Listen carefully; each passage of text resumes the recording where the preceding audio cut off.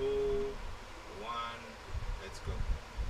A good evening from wherever you're joining us from, but particularly for those joining us from outside of this van, a very good evening to you. If you have cramping legs, don't mind. Many of us have cramping legs. I ran today, Anna walked, Honorable Winnie walked, Mren has been walking the whole day. So everyone in this van understands exactly what it is that you're going through. Welcome to this conversation. We're going to have this conversation over the next 1 hour. Apologies, we're starting late, but we've worked out the technical difficulties that we had, so we're now very okay to start. And I will hand over very directly to Anna to tell us what is Identity Talks, Anna. First of all, tell me, how was your walk? Long. Was it? But amazing. Yeah. Such a scenery, such a great idea. So thank you for bringing us to Kasese. Yeah. It was absolutely worth it. Yeah. And it's so unique in its kind. So, and that brings me to the topic. Identity Talks, and today identity and tourism.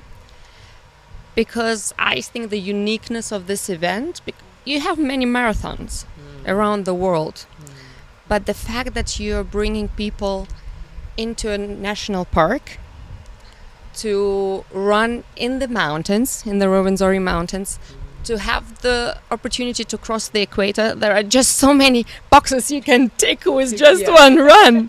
Yeah. So, and I'm super happy to be here. Also to be here with Honorable Winnie Kiiza, who is from Kasese. So she's the divine leader. Absolutely, absolutely.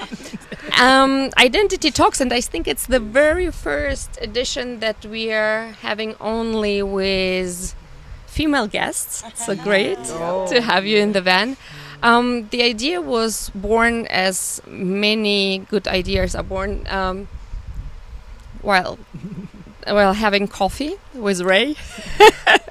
And we were talking actually about transition, and that everyone felt that transition is in the air in Uganda. But also, what does it mean to transit from where to where, and where are the people and the citizens in this transition? And we were talking also about political parties. Who are they reaching out to? What are the offers they are making? Who are their potential voters?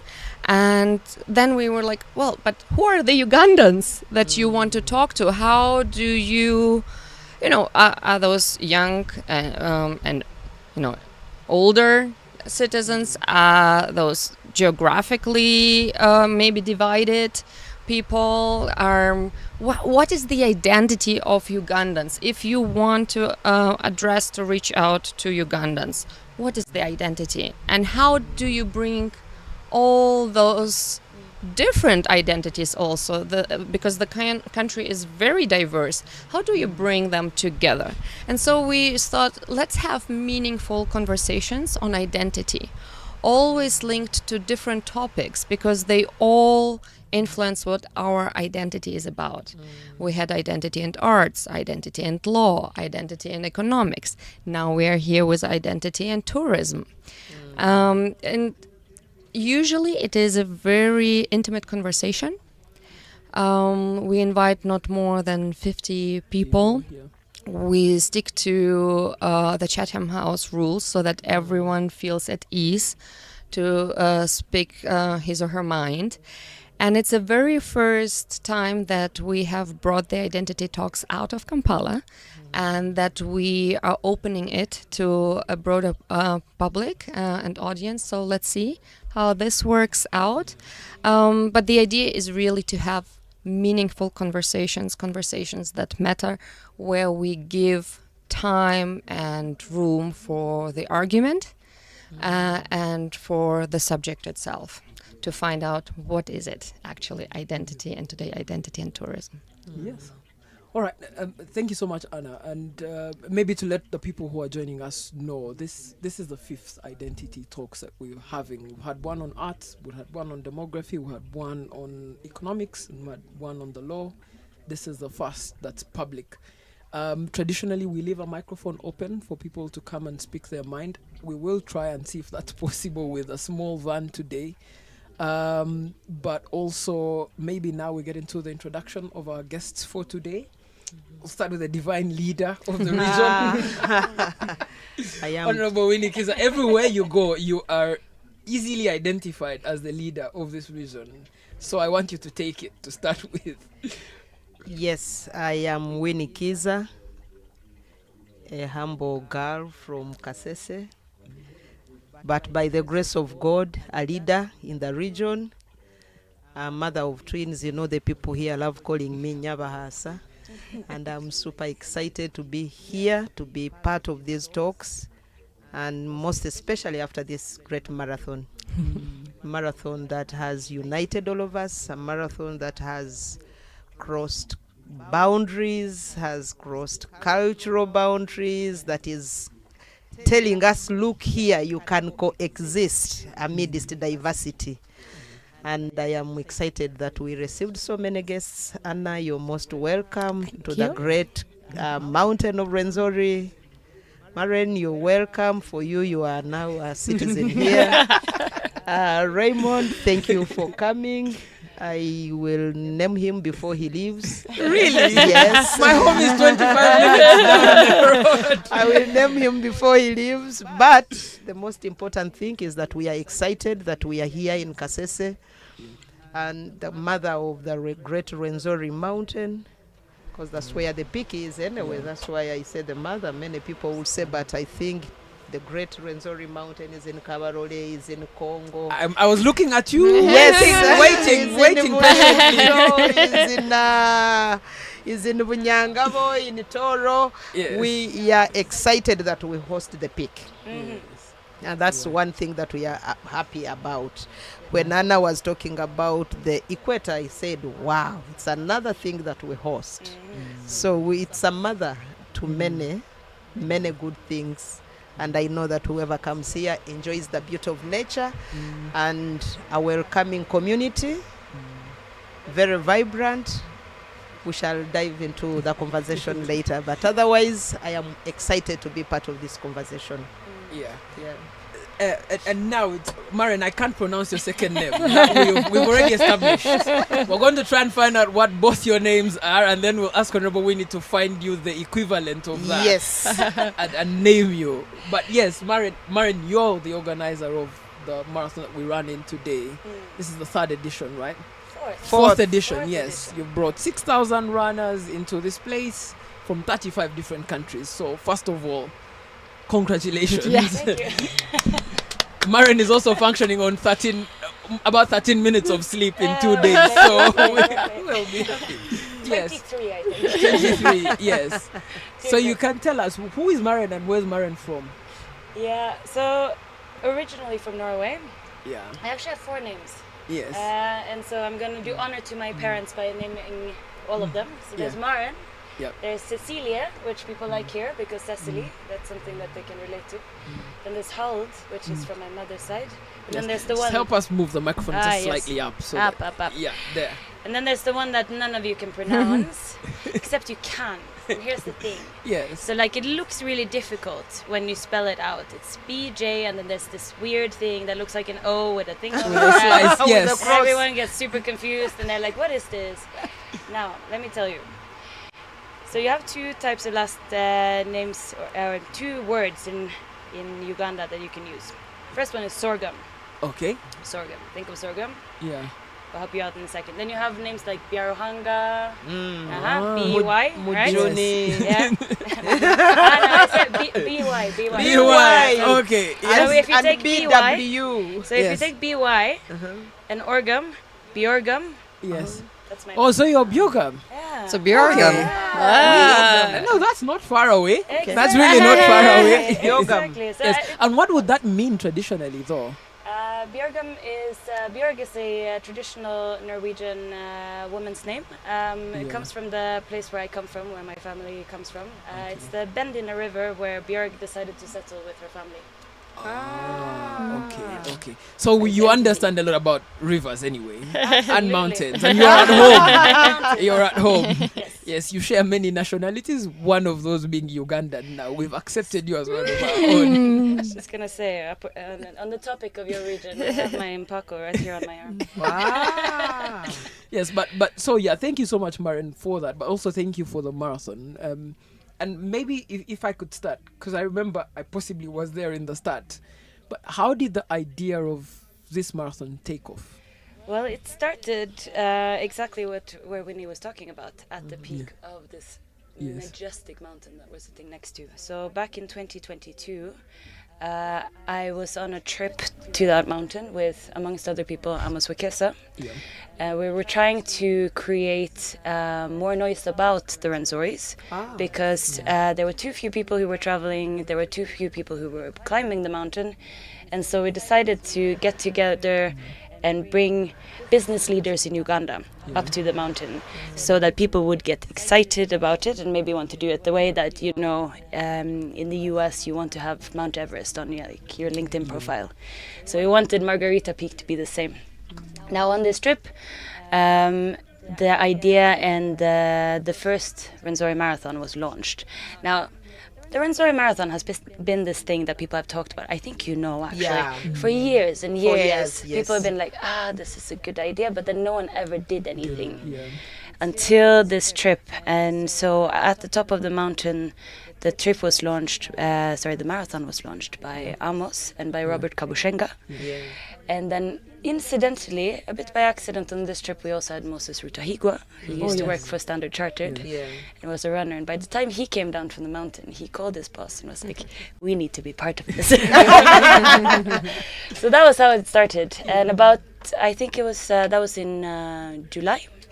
In September 3rd, 2022, we had the first marathon here in rain, mud. For those who remember, those who were here, this street was a construction site. It was a construction site. It was terrible in every possible way, but it was amazing. And you remember, you were there. Yeah. We were about 800 runners, I think. Yes, 800. But everyone had a blast, and so that was the birth of it. And since then, of course, as you mentioned, it has grown into the beast that has kept me awake for a week.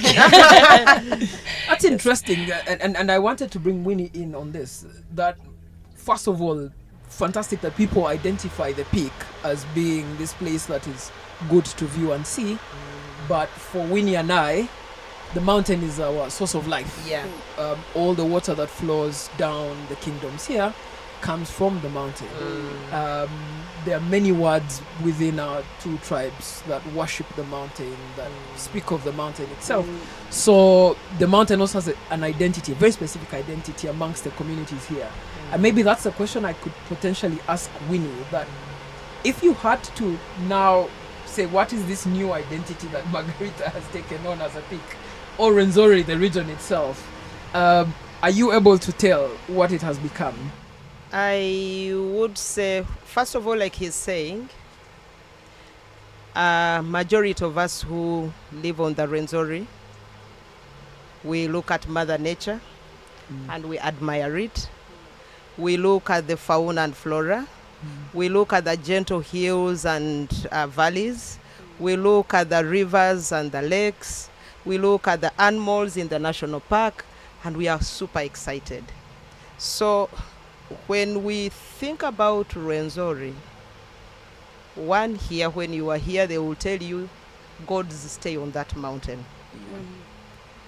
They will tell you the god of plenty is on that mountain.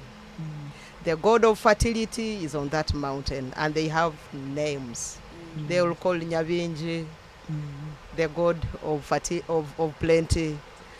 That is the god of wealth. They will tell you there is a god of fertility. That is Nyabibuya.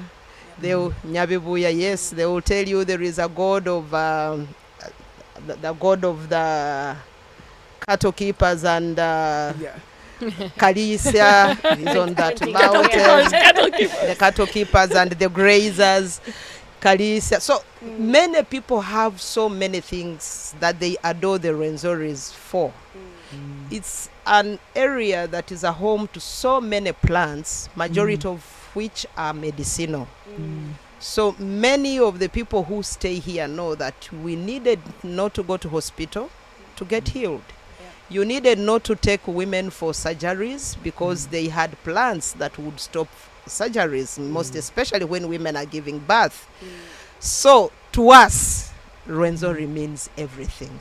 You forgot about the coffee. Yes. Now, I still wanted to come to that because everything grown around the Rwenzoris has a unique scent. Talk about the cocoa that we grow. The scent is unique.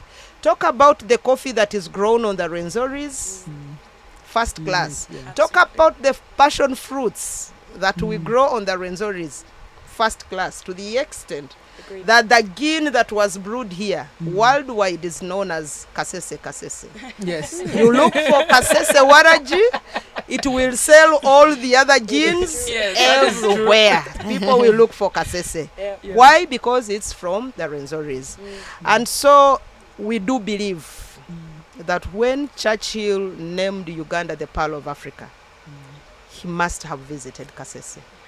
And when he looked at the beauty of nature, looked at the gentle hills and the very beautiful valleys, the rivers, and of course, the snow along the equator, he said, this is the Pearl of Africa. Two, we know that when God was creating the universe,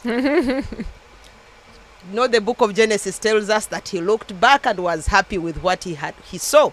We believe he was standing on the peak of Mount Rwenzori. That is true. And then when he looked back at the creation in the valleys, the mountains, the water bodies, the animals, and humanity, he just said, all is good. So you can just now know what I'm talking about and place the conversation of what does Rwenzori mean to the people who stay there. Yeah, but I mean, the other thing that maybe to contribute is to say, first, many people believe by popular myth that the first coffee trees were actually grown in the Rwenzori area. Just that the Ethiopians were the ones that documented the history before us. So that's a very popular myth that's still going. But Winnie, I also wanted you to speak. I know there are beautiful parts about the Rwenzori, but there are also dark parts about the Rwenzori. When the first governments happened, the colonial governments, for example, a lot of landmass of Rwenzori, and many people who ran today must have seen that landmass, was gazetted for a national park, and that meant that communities that lived here were reduced into living into smaller areas of landmass. That forced the Rwenzori into persistent conflicts. And as a result, normally when people hear of conflict in the Rwenzori region, they don't look back at that moment and say a vital resource was taken away. So I also wanted you to speak about that, which is, it's also an identity of the Rwenzori. We have competing tribes here. Many people look at the Rwenzori as being synonymous with violence. That is the dark thing that he's talking about.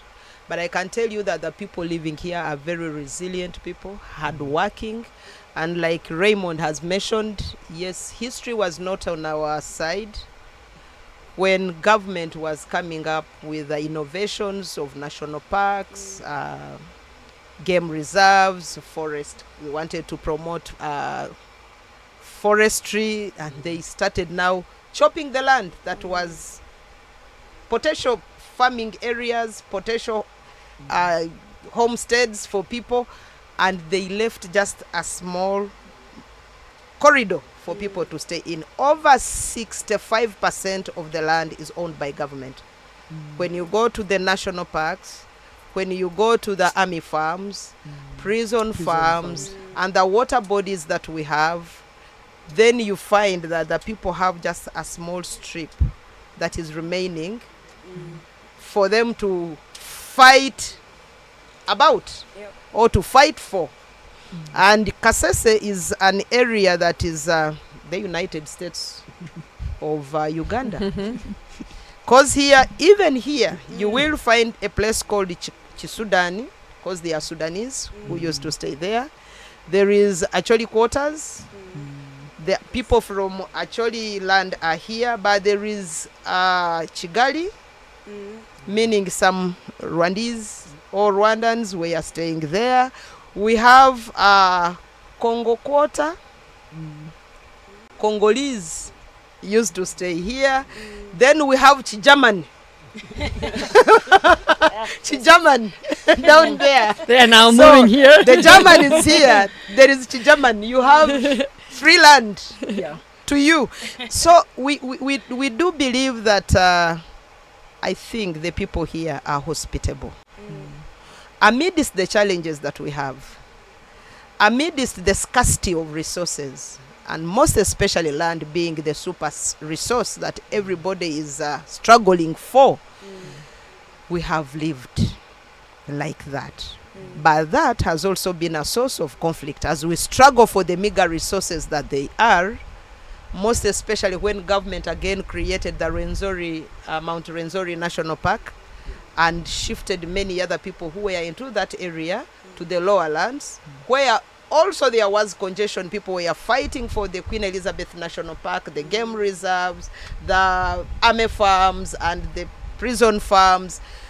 And so you find that because the land is small, population is increasing, there is tension. Now tension between the cultivators and the cattle keepers. These ones will want land for agriculture, the other ones want land for grazing, and the grazers and the farmers cannot live together because these ones want land for grazing, these ones want land for farming, and the animals want the crops for their food. So you will find that there are always tensions, and these create unnecessary pressure and unnecessary tensions, which sometimes result into conflict. But now for me, the unfortunate bit is that those who are trying to resolve these conflicts, they name them as ethnic conflicts. They have never looked at them from the side of being resource influenced or socio-economic conflicts. I think a little bit much needs to be done to ensure that we stay together in harmony. When I don't do marathons, of course, I finance farmers with the Imata, and I also work in Kasese. And I have an anecdote which is very interesting about this, because I work with coffee farmers across Uganda. And as I think we all know, this is the greatest region of Arabica coffee, right? And the biggest producer of Arabica coffee in Uganda. But I also give out loans to Robusta farmers in Masaka. Now, the average farmer in Masaka can get so our loans are based on how much harvest you have. So it's a very good indicator of how much liquidity you have. Now, an average farmer in Masaka can get a 2 million loan from me. An average farmer in Rwenzori is 250,000. There's just little land mass. Exactly.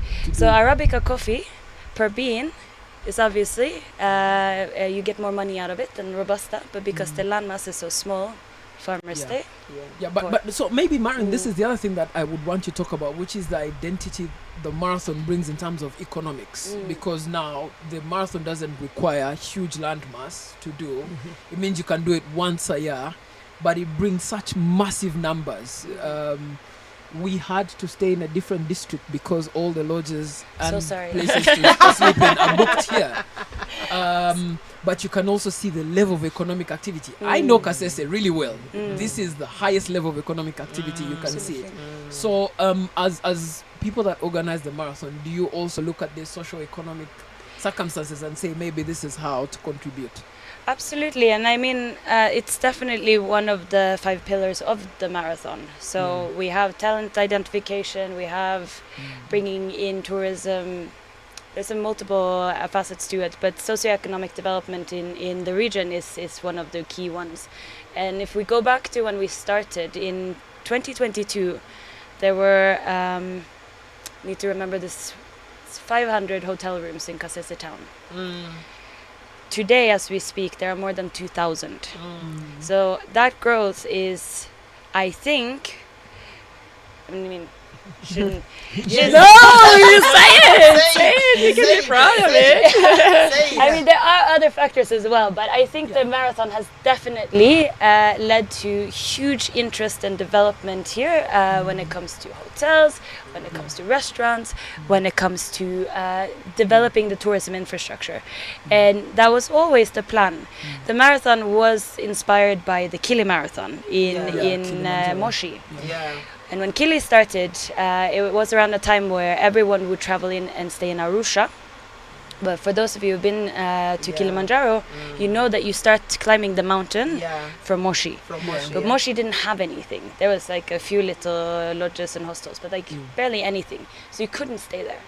And it was a bit the same with the Rwenzori Mountains. Most people coming in to climb the Rwenzori Mountains would stay in Fort Portal. Yeah, that is what I would always complain about. And then you have to start. That's not a bad thing. That's not Of course not. Yeah, it is true. Exactly. This And is even true. Queen Elizabeth as well. People would go for game drives in Queen Elizabeth, but And then stay in in Fort Fort Portal, Portal. yeah. And it's 2 hours away, or 1.5 hours One away. and a half. And that doesn't make any sense, right? And I mean, no offense to Fort Portal, Yes. but on behalf of foreign tourists, at least, usually when you come to Africa, you want you want sun and the nice heat that Kasese has so much of, and Fort Portal may Have less of It's a it. little cold. Fort Portal appeals to British people. You feel very much at home there. So yes, it's definitely one of the key things that the marathon is all about. How do we build the tourism infrastructure here? Because we have 2 national parks that require. Honestly, we should have more tourists here. Yeah. We have all been here and we've seen the mountains, we've seen the tree climbing lions, we've seen like the elephant guarantee that you have in Queen Elizabeth. Like, there's no reason why we shouldn't have more numbers than what we have. And I think that's also like the element of what a marathon brings, to bring this into sports tourism a little bit. It's a vehicle to talk about the region. It's a vehicle to talk about what is here and showcase it, so that people don't just come here for the marathon, but anytime the rest of the year as well. Anna, I wanted to bring you in on cities and marathons. All across the world, we've seen cities that have been built on marathons. So, for example, the London Marathon. Many people poll to get into the London Marathon. I've tried for 3 years, I've never gotten in.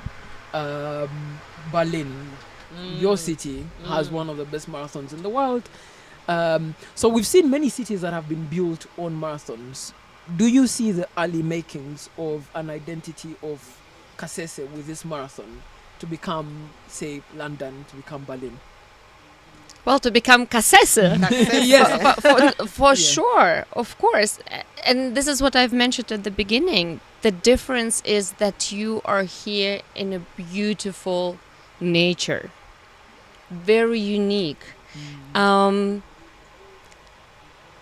this is now listening also to you and coming, from the political side as a political foundation, and seeing this potential. I also wonder, how are you, for example, supported from the political side? Does the political side recognize the potential, the importance, let's say comparative advantage of this area? I'm not a runner myself. It was the very first marathon that I have participated in. There we go. And this and you see, once I will leave Uganda, but this memory will always stay with me. And no matter who is coming in, and usually you're right, people who are coming from outside, their main interest also are not cities or towns. Their main interest is to experience the nature, to see the Big Five. I always say, please also go and see the shoe bill. This is something very, very, very special about the country. But this is what people want to see. Now, I always struggle that on the one side, you have this huge potential. You have what God has blessed you with. But on the other side, we need to admit we struggle with the infrastructure. How long it takes, for example, to get here. and the risks of being here on the road. What are you going to do when an accident happens to you on the road? Now, it's definitely not on the organizers, but it's a question of the Governance. infrastructure in the country as such. Then there is the next aspect, the price and the cost. And yes, the number of rooms has grown, and I do not know which options are here, but usually it's also quite expensive to travel in Uganda. It's even quite expensive in international comparison. So, and when you are at home and you want to go somewhere, you start looking at the prices and compare, what do I get for this and so on. And to pay $300 per night is just so expensive. Now, this is for those who come abroad. We work a lot with young people here in Uganda. And I remember we went with our fellows to see the gorillas. And the park guides were telling us that's the very first time that such a big Ugandan group of young people is coming to see the gorillas. Yeah, the permits are very expensive. Very Yes. expensive. And now that makes me also very sad because again, many tourists come to experience this beauty, but the Ugandans themselves cannot. Yeah. They are constrained just by the financial situation they find themselves in, and yet this is their country, this is their beauty. And I truly believe, as much as Kasese has the potential, we need to see Kasese or any other place in the country as part of the national infrastructure. And I also believe that you will succeed more in bringing international tourists if you also boost the national tourism. People traveling, talking about it. Look, you went for the winning strategy to bring business people to the peak. I remember when they all went and started sharing, on Twitter, and everyone all of a sudden found it interesting to do the same things. Because, well, Kabushenga did it. Let me also try to do that. So, and this is something that the political decision makers need to understand and need to invest in, because without infrastructure, at the end of the day, you can grow a marathon only as big, right? So, and I hope that will change so that Kasese becomes this place. I wanted to bring Winnie in on local involvement in tourism, not just tourism, but also in the marathon. I know on the outside there, I can predict there are some people I went to school with, like Kule, who have businesses in Kasese, who are very excited about this marathon, but also there's that contestation of how many local people get involved in the actual marathon itself, and then how many people benefit from it economically. So if you had to speak to how do you involve the local community into this? I think the local community at the beginning didn't know what to do. They were struggling on how to participate. I remember when we were running, even the locals were just on the roadside. Some of them didn't know what was happening, but they were enjoying. Now, the second one, they had known what to do. That is why Mren is saying the local community, the hotels have increased, the hotel rooms have increased. And in fact, we have even been blessed that the road infrastructure within the town and the network that we use for the running, at least we have fairly good roads, at least along. Coming from Kampala. Yes, Yeah, along very those. true. Yesterday I was coming from Kampala. Yeah. And then you would see that strip from Mitiana to Mubende.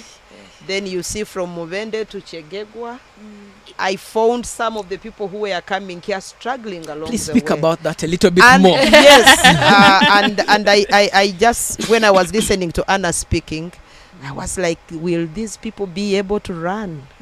I know majority of them reached here when they were already tired. Yeah. But now we are talking about the local involvement. And I would like to applaud the mayor of Kasese municipality for having worked on the road together with the team that he works with. The first one and the second one, the roads were not as they are now. But now you see you are moving on the roads and you are okay. The economic aspect, as the numbers increase, you told me you didn't want to, you mean you couldn't get room in Kasese. Many of the hotel owners were fully booked. And because they are receiving huge numbers, majority of them have had to employ young people to come and support them. And so this is a period for our young people to also get into the job market and also get into the money economy. Yeah. To those of us who have goats and chicken, we know that this is the period for us to make money as the local people, because those who roast their chicken on the roads to serve the visitors who will come, they definitely buy from us. They definitely buy Irish potatoes, go to buy our goats, go to buy our cassava. The hotels around will buy much of the food from ourselves. So that is how the local community gets to understand and get involved into the marathon. But also from the beginning, the first marathon, there was no much awareness. But now the tourism board came on board. When the tourism board came on board and they started... Are you saying this because Juliana has joined us? Not because Juliana has joined us, but this is a journey I have walked. When the tourism board came on board, and they started having the pre-marathon engagements with the community, talking to the population how they can be part of the marathon, how they can anyway benefit from the marathon. Then that is how the numbers of hotel rooms increased. The homestays are also increasing. Many people are working on their homes to the extent that even if someone had 2 bedrooms, they are now modifying them to prepare for the marathon. For other people to yes, come. I know that I can have a B&B. I can have, maybe I can have it fully furnished so that when the guests come, they can sleep in it. And to me, I really say this marathon is a game changer in many ways. And I would like to thank the dreamer, together with the team that they dreamt with at that great mountain. And you know, that is what I told you, that our God of wealth attracted you to the mountain. And that is the wealth that we are harvesting. I agree. The locals, I think, on the other side are not happy that the runners who are taking the money are all from outside. I think they have not been told how to prepare to win these millions. Because the ones that are taking the millions, that the Cheplenget, the Chimolio, the what, I have not seen an Amoti getting an award. I have not seen a Baluku getting the money. And that is something that drains them. They have not been told of how to prepare themselves sufficiently so that they also position themselves to get the checks. The other thing that possibly they have not understood is that this marathon is selling us to the outside world. And that majority of the people attending the marathon are those that have attended other marathons. To us, it's the first time. Or maybe those who are attending the Kasese marathon, it's the first marathon they are seeing, and they don't know how other marathons are run. When they hear you talk about the USA marathon, the Germany marathon, or the Kilimanjaro marathon, they have not been there and they don't know. I will just invite my Bakonzo sisters and brothers. Let us embrace this marathon. Let us find a way of also preparing ourselves and compete internationally, because this is taking us to the international scene. I have some bad news for your Bakonzo friends. Yes, because God can't give you everything. The altitude that the Chemongezes have all year round is much better for them to be able to win. To be able to win. But I think something also is about the mindset. Yeah. If we can have a positive mindset, we have a right attitude towards certain things, we can equally make it. And I tell you, the Bakonzo people are resilient. Yes. When the Mukonzo chooses to do something, they will do it to their best. And so that is the reason I'm making a passionate appeal to them. Let's prepare for the next one, that the 10 million should not move out of here so that we cause inflation. But I can tell you this marathon is causing some inflation within here.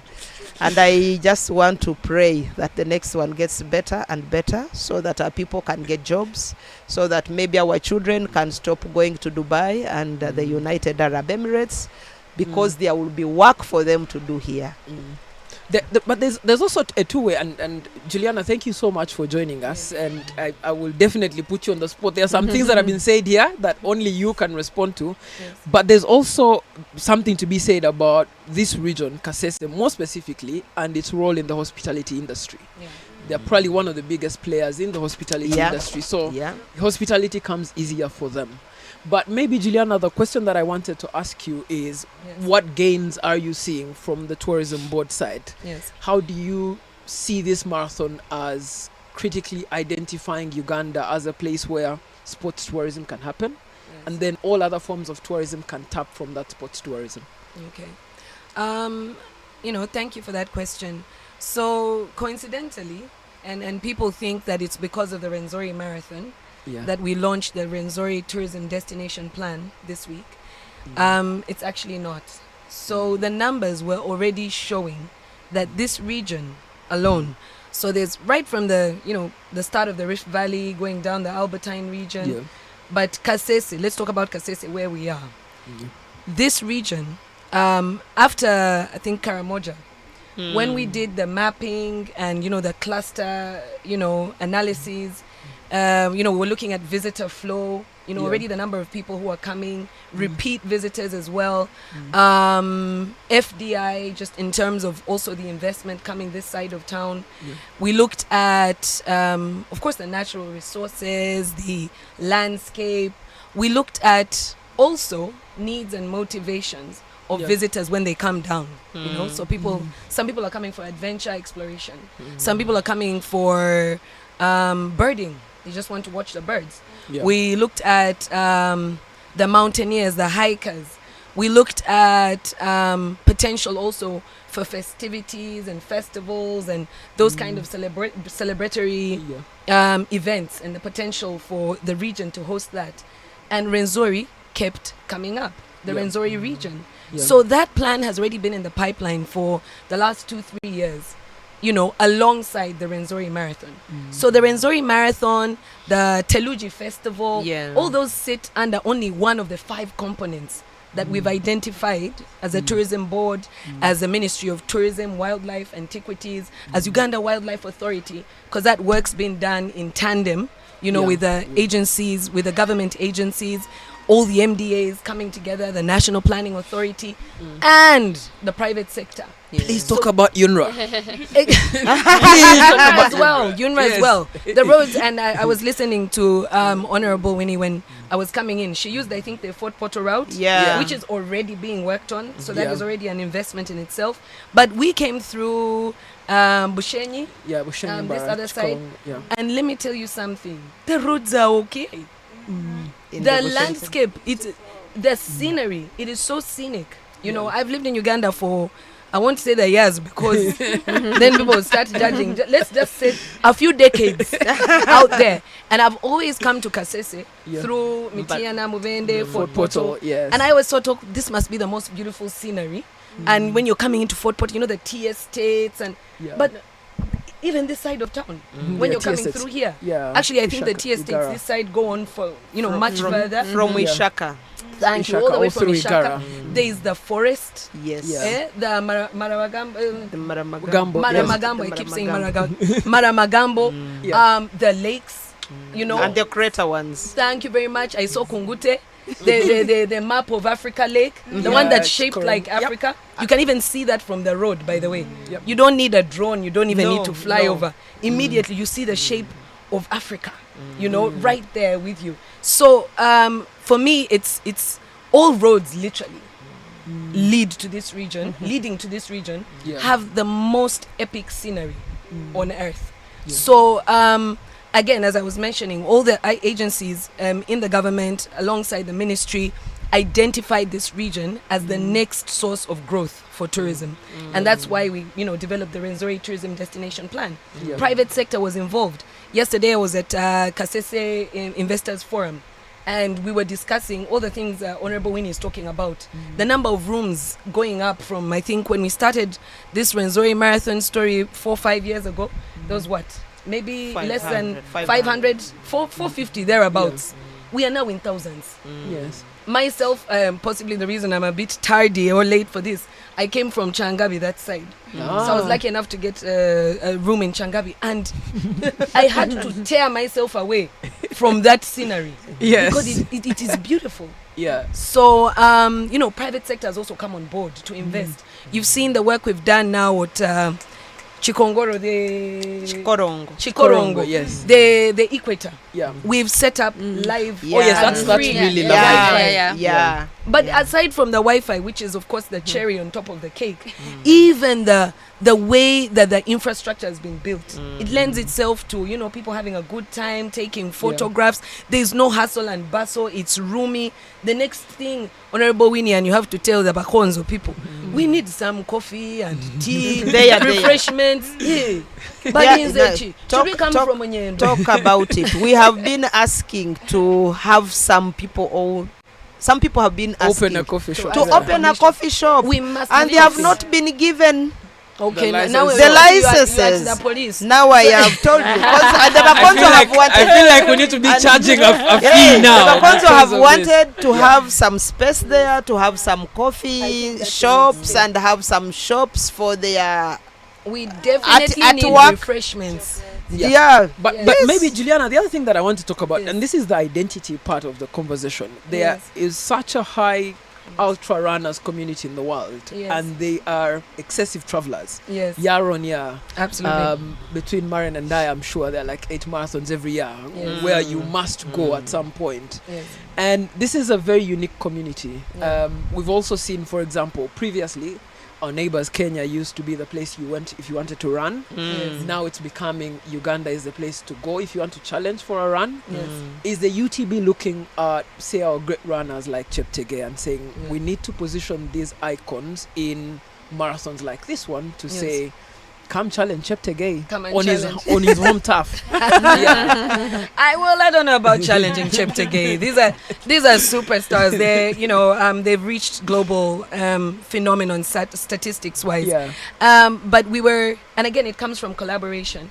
The Kenyan team we hosted, I think we had about 400 Kenyans coming through.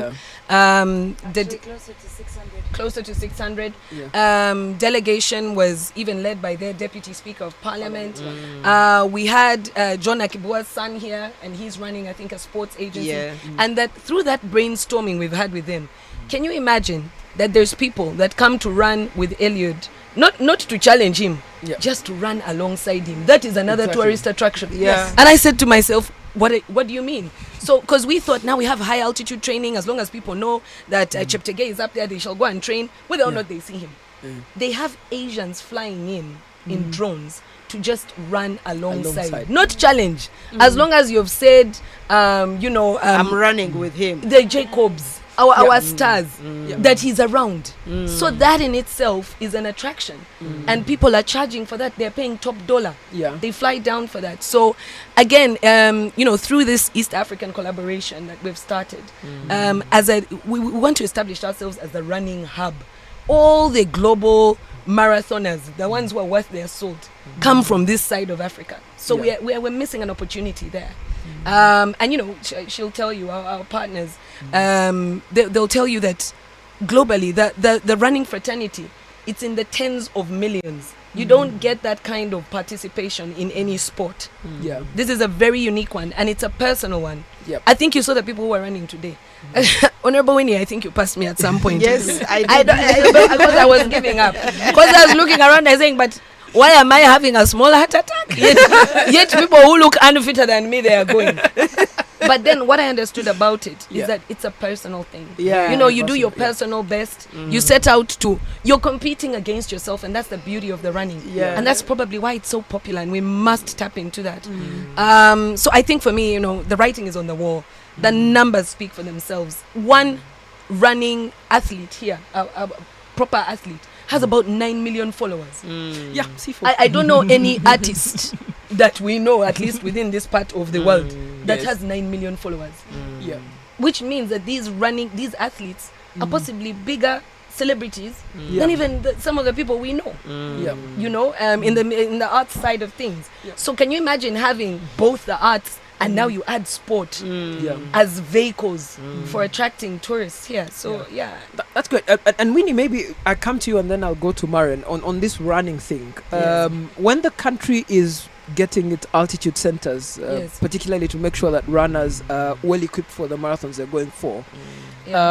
Rwenzori actually has that kind of altitude. It has. But you'd require a lot of infrastructure to be able to put something like a running route up there in the mountains. The Abakonzo, Juliana, you will go down there and find them. The Abakonzo who run those mountains So for amazing. play.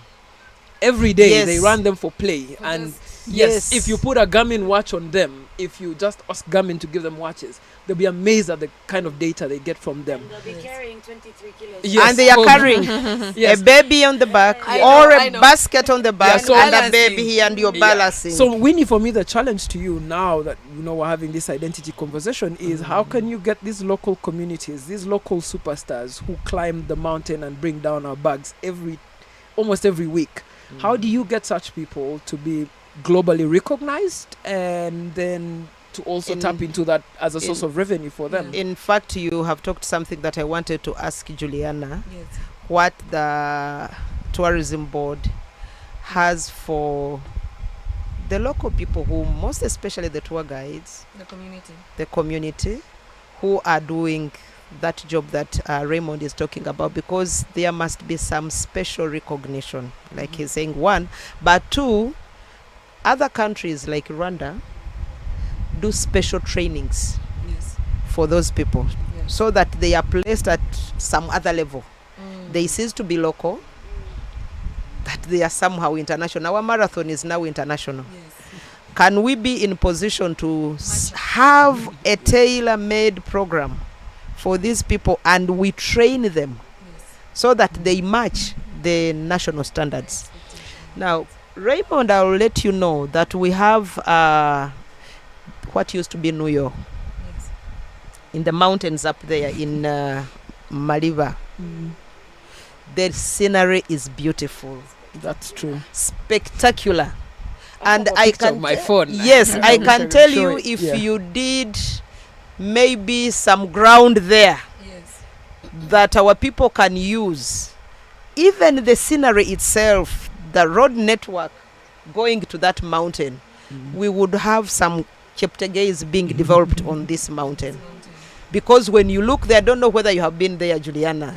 It is an institution that is being run under the Ministry of Gender, but it's abandoned. If we can open it up to sports, at least for now, because it was a youth training institute, instead of developing it, we conveniently brought the training, the skilling one, to the roadside. And for me, I thought that was a missed opportunity.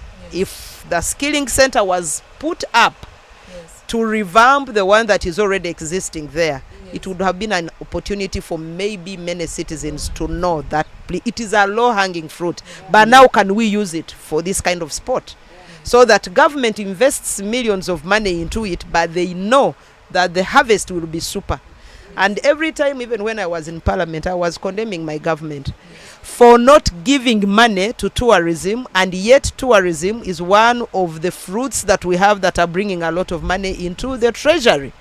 We kind of harvest where we don't want to sow. And that is a low-hanging fruit for government, but also to nurture and skill the population around so that we can get maximum utility from the resources that we have. Government is financing the upkeep of the staff who are there. The buildings are getting dilapidated. The land is there, maybe people may eventually encroach on it. Let's make maximum use of it. Next time you come to Kasese, ask someone to take you, or just call me. I'll take you. I will take you. Yes, I will take you to the place, and I know that if that place can be developed, we can have a good opportunity of nurturing our talent, of also training our local people now to be the national and international athletes that we need to prepare them for the next marathon, so that when we are talking about the Cheptegeis and the Inzikurus, we know that they can also be born here. And they are here, only that they lack someone to hold their hand and to nurture the talent and tap from the resilience of the people that are here. She was talking about the baskets on the back, the kid on the shoulder, and then maybe something else here. They are resilient, but you are trying to balance the body together with whatever you are carrying. That opportunity that we have, let's make use of it. Mren, we've spoken about Rwenzori identity, but I also want to speak a little bit about national identity, and Juliana spoke a little bit about it. You have a person like Sifo Marimo who has all these global endorsements on him, but and not to take away from him, but we've got runners here in Uganda, recreational runners that we both know, Cherotich, for example, who runs the same distances he does, probably faster than him, but he's got to keep another job. So running can't be the only thing. So what will the Rwenzori Marathon, in terms of giving runners in Uganda identity, what can you do to bring those global endorsements down? Say Garmin, for example, Nike with the running shoes, Hawkers, for example. This is a great place to do those kinds of endorsements. What are you doing in that regard? Well, before that, I wanted to just mention the local community and running, because yes, we need to invest more in it, but I also want to give the local community credit. In the 4 years that since we've started this, they've started up running clubs, they are training weekly, they are investing in they're using online resources to understand how to train. And every year since the second year, we're giving money prizes to local contestants. So we have top 5 men and women Kasese, and that is to make sure that we invest in also the talent here, and not just send all that money to Kapchorba. So there is like something there, but like we are looking for partners to how can we build this stronger, because there is interest, there is talent here, it just needs to be maintained properly. Now when it comes to sponsorship, there's a few things, and I wanted to mention earlier when we were talking about support from government and stuff, we've been very lucky as a marathon. We've been supported by multiple government agencies and ministries. We have, of course, Uganda. You got our entire foreign affairs here. We have got run into a couple of diplomats. Like this year we have Ministry of Foreign Affairs, which has been both highly generous but also a key asset in making sure that we brand this marathon at the Boston Marathon. We've been at MIT, we've been in South Africa, we've been in Dubai, we've in Mombasa, in Nairobi. Like the Rwenzori Marathon has been everywhere, and so the Ministry of Foreign Affairs have been absolutely key this year, and that's new. They came on board this year. Yes, we have had UTB, who's been very, very, very key in bringing in a lot of those people that we were just talking about, the international influencers that we have this year. They come supported by different people.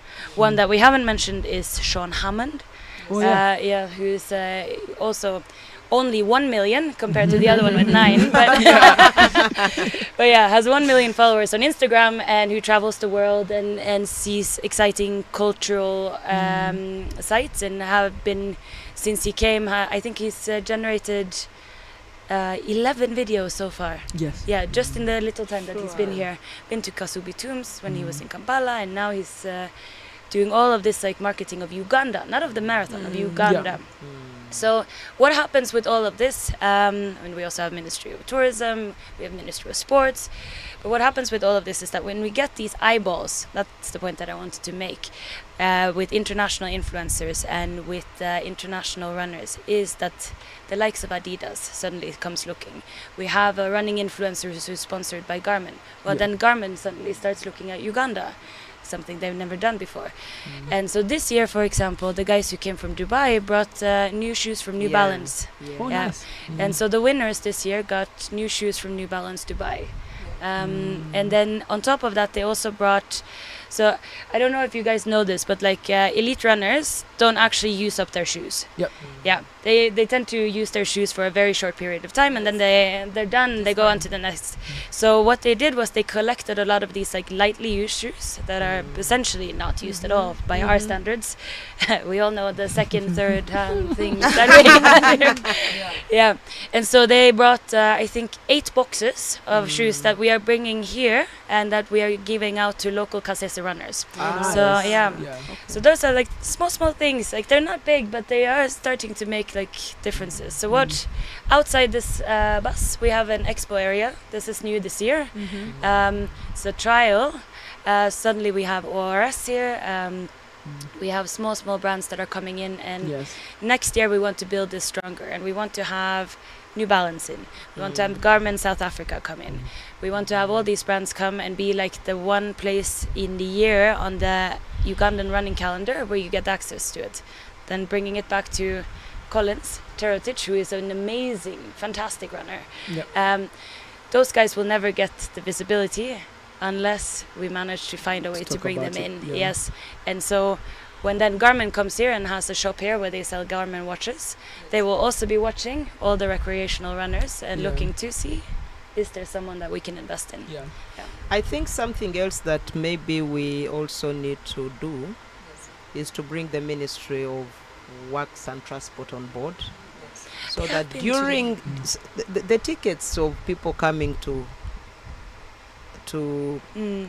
Kasese or Rwenzori, there should be a flight from the Uganda Airlines coming here at some cost that is not so exorbitant that the people within Uganda may not afford. Because if we have targeted flights coming to Uganda, I mean to Rwenzori, maybe twice a week, now the days of the marathon, we shall have many people coming. Because now, that is one way through which we can support the marathon and supporting business. I must support Aerolink here in saying that they've been very generous this marathon. They've given round trips for $320, which is still too expensive for most people, but it's a significant discount from what I they know normally someone do. who's seated outside right now who came in by Aerolink. And so we have that. We have Kira, who gave buses. Kira Motors. So yes, there are multiple stakeholders across both private sector and public sector that really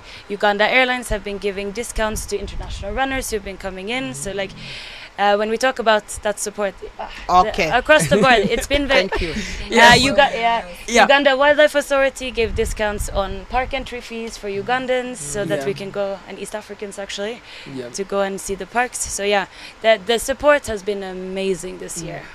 And Juliana, maybe I want to come to you very finally. Kasese is one of the multiple marathons in Uganda. So we, on the next calendar, I think is Gulu Marathon. We had the Fort Portal Marathon that ended. Is the Uganda Tourism Board extending the same plate to all marathons as it has to the Taskalite Marathon? In as far as we can, yes. Because the idea is obviously to develop all clusters. So November 1st, I think we'll see us in the Elgon region, the Elgon Marathon. And again, that's become an annual feat that we want to grow. We have the Gulu Marathon. I think that one's even before. And again, it's private sector players who started with a dream, same as Amos, Wekesa, possibly inspired by him, I don't know. But for me, we can't have one region growing and the rest, and the coffee marathon that happened in Ntungamu. In Ntungamu, yes. There's even Virunga down here in Virunga is for elite runners though. The three Virunga one, yes. It's not a joking subject. No. I wouldn't encourage recreational. You wouldn't encourage us, Me and Honorable Winnie, it's okay. We don't mind. We shall stay here. But it's a beautiful, because the beauty with the Virunga marathon is that it's a 3 peaks marathon. It shows you Rwanda, it shows you Uganda too. It shows you Uganda as well. And you get get a chance to see the mountains, to see the gorillas, and also to see the lakes in there. So it's a picturesque. And it's so the Yes. beauty of it is But unmatched. you need training to get there. To be honest, Yes, it must be, and of course it's high altitude at Yes, the very, same very time. high. So to your point, it's for the elite runners. But guess what? We're attracting that kind of marathon here. We're Yeah. attracting that kind of race, Yeah. and it's a certified, qualified race. It's a qualifier race. Yeah. So for me, it's just to demonstrate that each touch point of Uganda, simply because of the variety in landscape, the variety in topography, we are getting an opportunity to design different types of marathons. So the experience you get in the Elgons will not be the one that you get in the Rwenzoris, will not be the one that you get in Kapchora. And that's the beauty of Uganda. In just 241,000 square kilometers, you're getting various landscape and topography that challenges you at a different level. Yeah. I don't think very many places can offer that. Yeah. I stand to be corrected. so I'm really excited about that, the opportunity that started a few years ago, and it always takes one person. That's the thing of it. I think yesterday the Honorable Minister was cracking us up, Minister of ICT Baluku. Kabbyanga, Yes, and he was saying that when this whole thing started, people were preoccupied with, but how much is Wekesa making? How much is Wekesa making? I said, why do you first mind what he has brought the opportunity? Yes. Start doing rearing your chicken for the eggs, for the, because the first few years we for came the to Kasese, roasting. Honorable will tell you, we were Yes. running out of food here. Yes. You'd have to be hungry until you drove all the way back to Fort Porto. Yeah. So the thing was, That's can not a bad thing. In my books again. In my books. in your Fort Porto Yes. books. But you know what it means Yes. for guests to leave your home and Yeah. go and eat Yeah. in the neighbors? Yeah. It is the biggest offense in Africa. Yeah. One. It is the biggest I know, offense. but you know, it's in the Yes. home of a co-wife. Yes. But now yesterday, again, because I was with the investors forum, they were telling me It's just a joke. people have run out of milk. Yes. You know, all That's their true. milk is booked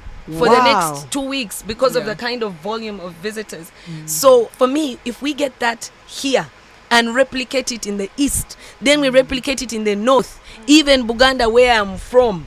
Can you imagine middle It will be income a- status? Game changer. It will be here by 2030. I think our plan is for 2040. Yes. By 2028, Though it we was would be 2025.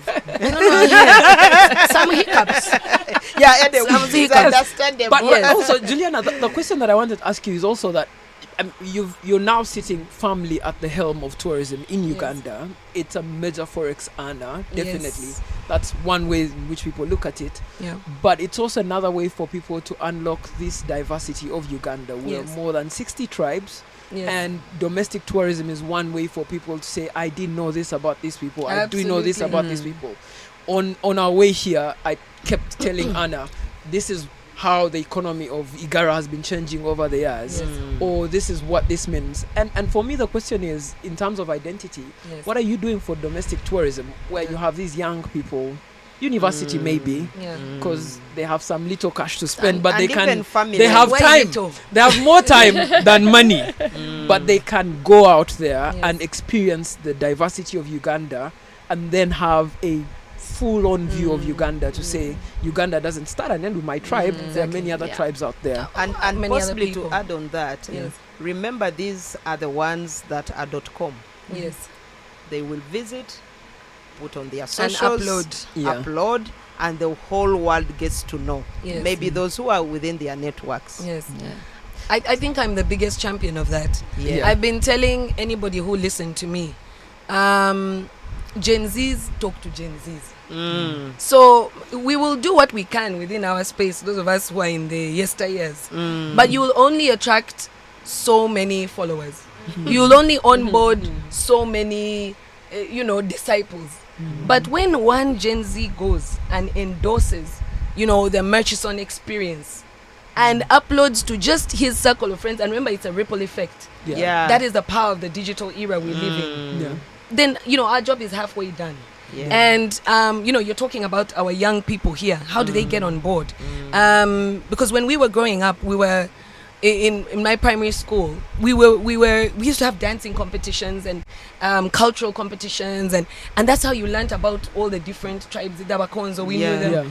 But now this new generation, they we have to create that opportunity for them also to have some cross-cultural experiences. And that's why in this Rwenzori tourism destination plan, the 5th pillar, which I think I didn't finish talking about, or opportunity or lever, vehicle of growth, is something we're calling domestic weekenders.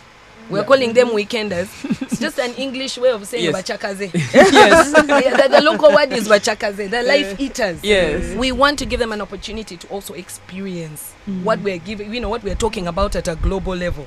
You must not just see it on TV, And again, that's something growing up, and it's good that you have a Ugandan at the helm, because I know I've lived and breathed the system. Yeah. I was brought up in a place where most of the animals I used to see were in textbooks. And yes, I am living where they are. They are, yeah. To this date, grown woman that I am, owner of the Uganda Tourism Board, I've not seen a gorilla. What? No. What? I'm going to see them next. Yes. Okay. But do you know why? Do you know why? No.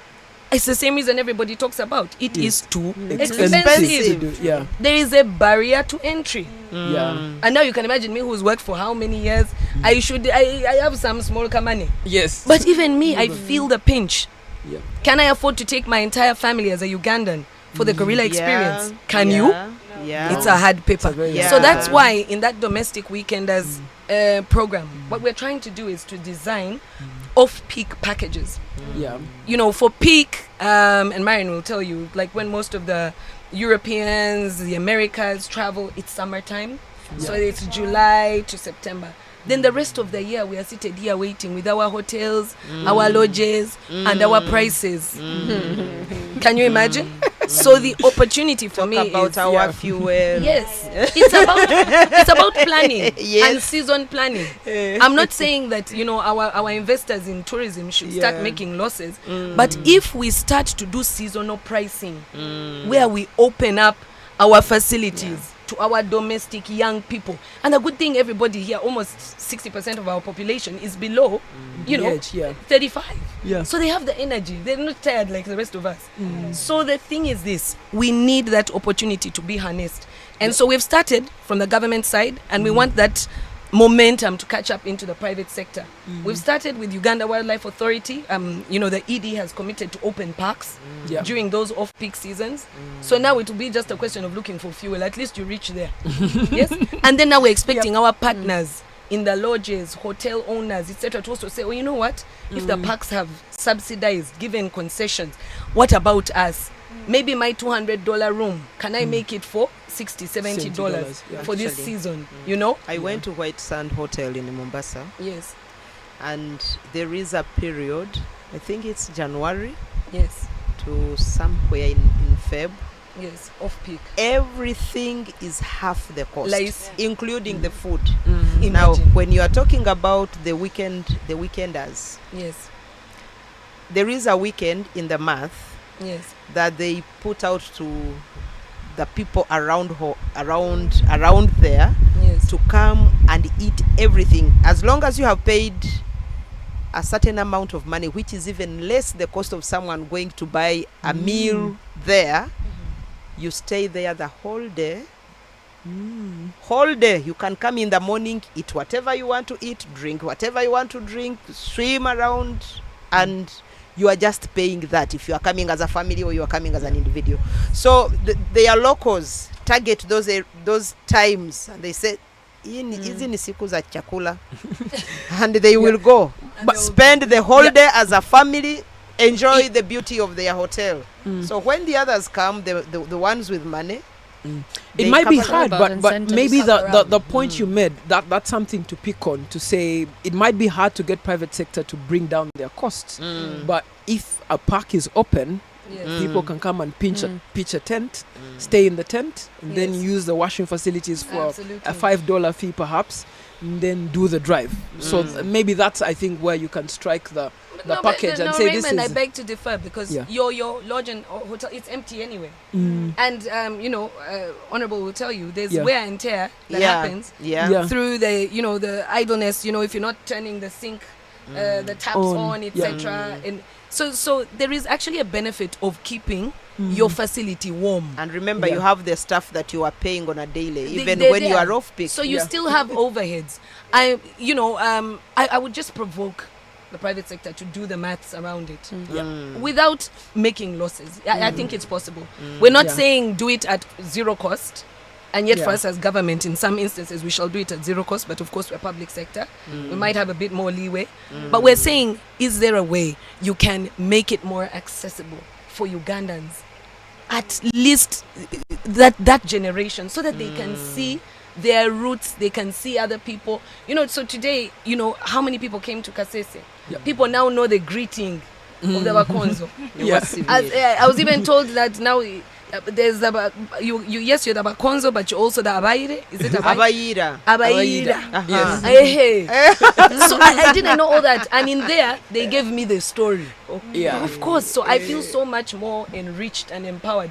Actually, I think by the time I leave this job, I'm going to write possibly an encyclopedia about Uganda, which I would, and yet not everybody is going to be the CEO of UTB. Yeah. So it's not fair. Yeah. Why don't we create vehicles for everybody to experience everybody else's culture and heritage? Yeah. So All right. Okay. So I'm going to ask us to take our concluding remarks so that we can finish the conversation. Maybe I'll start with you, Winnie. You give us your concluding remarks. Also, thank you so much for hosting us. It's been a fantastic time.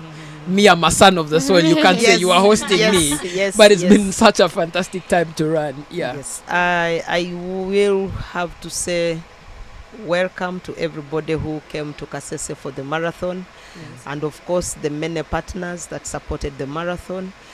We want to say thank you, and we continue to call upon you to come again and again, invite a friend, and they be part of this milestone that we as a people celebrate, but also to call upon the partners to also invest in the local initiatives that can help us to grow side by side, so that the bigger marathon can also be meaningful to the local communities.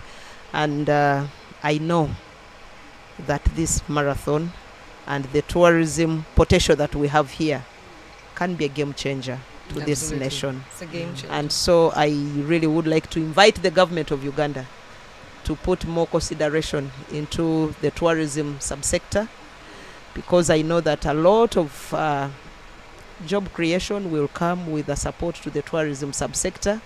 A lot of innovation is here. We have a lot of resources lying idle here. We need to utilize these resources for the good of mankind and for the empowerment of our young people, the generation that we all aspire to make them feel good.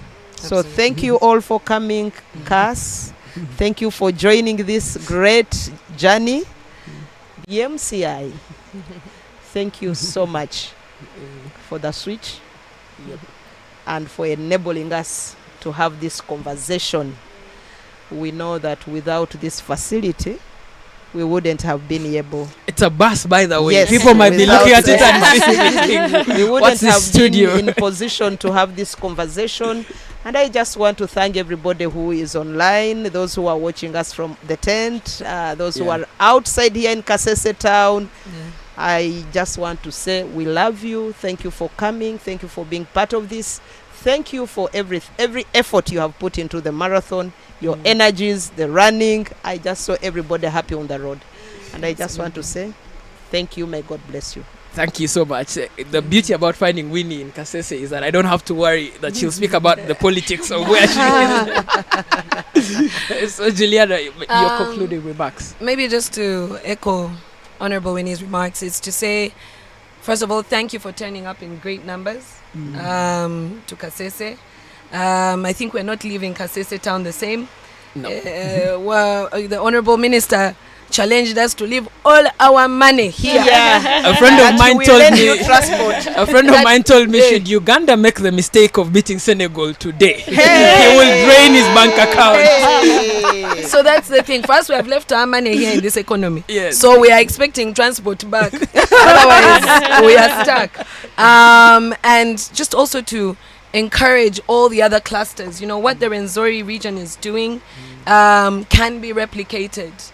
You know, it starts with just a whisper, and then it'll be it starts as a whisper almost in the dark, then it catches fire. And then you see a train of development. And I also said this to the investors: money follows money. Money begets money. So once the momentum starts, let me tell you, in another 2-3 years, this region will be unrecognizable because of the work we're doing today. So I would encourage that all the other clusters come together, you know, whether it's the north, the east, central. We all have unique selling points, and the business of selling Uganda is everybody's business. We can't leave it to the tourism board. We can't leave it to the ministry. That's a handful of people. We are 48 million people. We all need to be pushing the same narrative, inviting people the same way. It can't just be Juliana who is shouting on television, hey, come to Uganda, come to Uganda. No. Right? Yes. We must all be personally vested, telling the positive stories. You know, we cannot be lambasting and bashing our nation. Where do you want to go? Where shall you live? If you can't say good things about your home, where will you live? You can't change citizenship, unfortunately. It's not easy. Some people are lucky to have dual citizenship. But if you are born Ugandan, you are going to die a Ugandan. I've got news for you. So might as well, you know, leverage what God has given you. And this is one of the most beautiful locations on earth. I will let Marion reiterate that. Yes, she's very well traveled. She has been in other places. Why is she stuck here? I don't know why she's stuck here. Is anyone holding her passport? No. But she's very happy to be here. And there's a reason. You know, the weather, the lakes, the rivers. If you start me on statistics, we will not close this program. But let me leave it at that. Maybe one last shout out. We have 165 lakes in Uganda. Okay, bye. We know who that was aimed at, and he's going to listen. It's very good he's not here. He's going to listen to this, and he's going to come at me. But yes. Yes. Well, yeah, I'm certainly not here for the roads. But yeah, I came to Uganda in 2018. So I've been here for a minute. I came to Kasese in 2018. So I've been in this region since. And I wanted to tap into, as a final remark, the thing around domestic tourism. I come from a country that is very into domestic tourism. Norway, we travel extensively in our own country. It's very important. I always tell you to add, you're a welfare country with a very high per capita income. We are one of the richest countries on the planet. And so people often ask me why I'm here. Earning a Ugandan salary, paying taxes to Uganda. But no, seriously, it is one of the most beautiful countries on the planet. It is blessed in every possible way. One of the things that makes me love this marathon, though, is that when I moved here, I would travel extensively, but my colleagues would not. When my colleagues all my colleagues are Ugandan.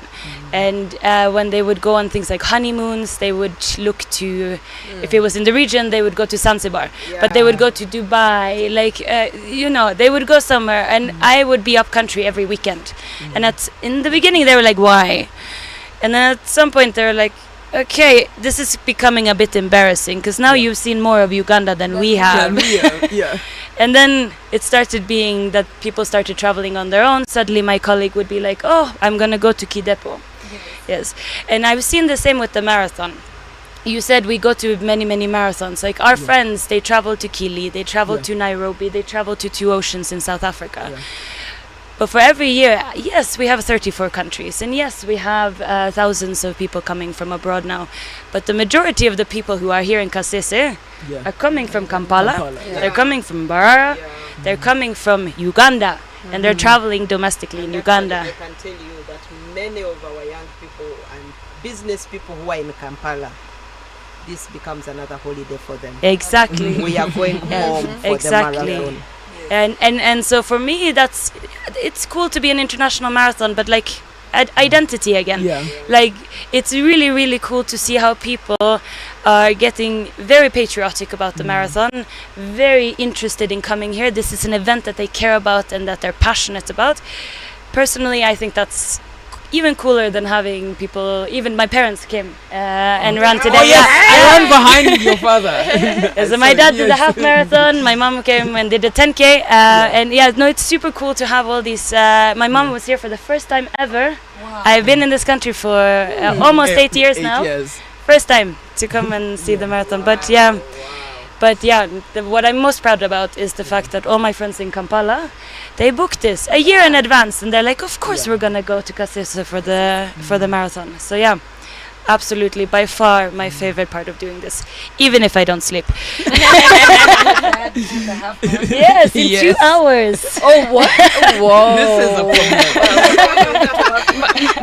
problem. Must run in the family. Arna, you're concluding. Oh my gosh. So much to say.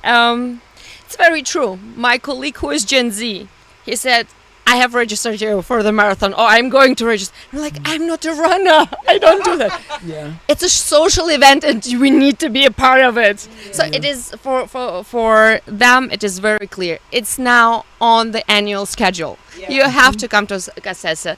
People, and it is really great experience. You bump into people you know on the track. You give high five. You cheer.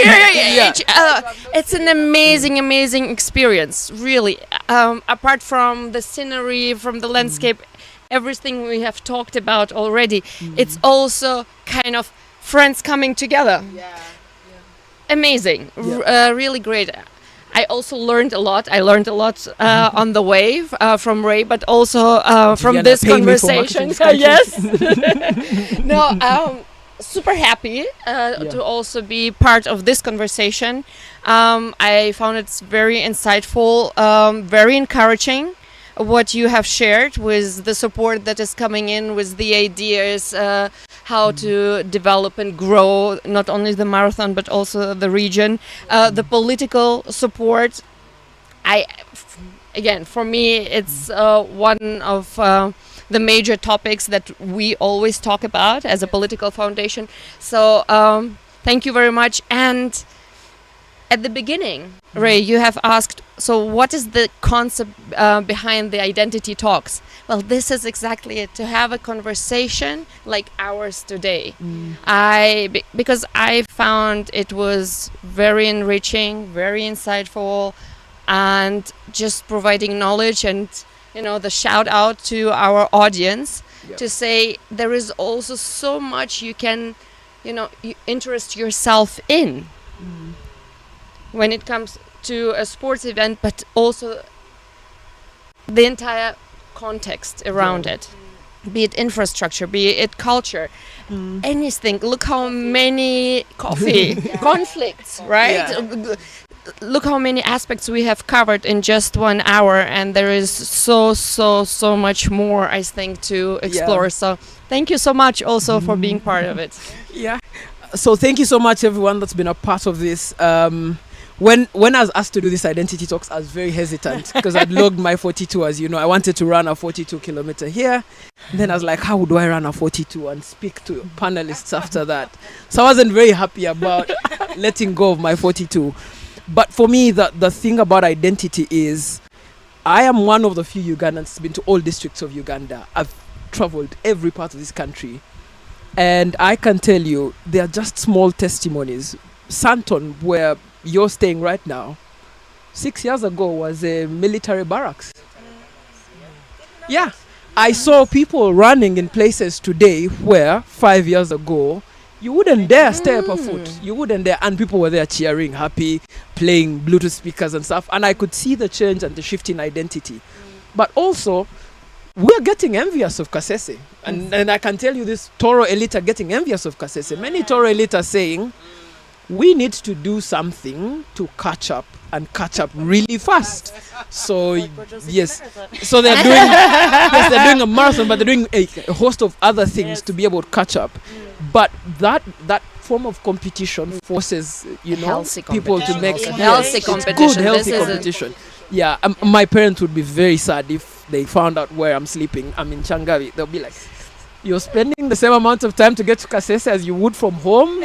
So it will be very hard when you just come home. It will be very hard to convince them. But for me, this is the identity that, the marathon has had this positive impact on a place where people had written off before. It was a political hotbed. It's now a fantastic little city. You know, you go around, get great cappuccinos. I couldn't do that 5 years ago. I was here. I was reporting from here. So for me, it's also like a testament of good work and a testament of the change in circumstances. So thank you so much to the people that have been watching us from the outside. We promised you could get into this conversation. Did we promise? No, we didn't promise. Yes, we didn't promise. Yes, we didn't promise. We traditionally, by the way, don't open up the identity talks. So the 5 that we've had are very closed. The invitations are very guarded. It's a Chatham House rule. You can't say the things that have been said. I don't know. Look at Anna the right way. Yes, but when we developed this idea, it was over a coffee, and we said there's so many young Ugandans in transition, either in economics, either in life, but it's also that many people say many Ugandans are young. What they don't realize is that many of those people are now starting to parent their parents, and they are starting to become the backbone of economy in their family, and they're looking for answers, and this conversation is sort of find answers for them. So thank you so much to everyone that's been part of this. Thank you to Cass that's made this possible, and to MCI for this fantastic team. Thank you to our entire production team behind there. I know that they've done everything possible to make this happen, and listen back to this conversation and give us your feedback on it, and we'll be very happy to send this feedback to the right people. Yeah. Thank you.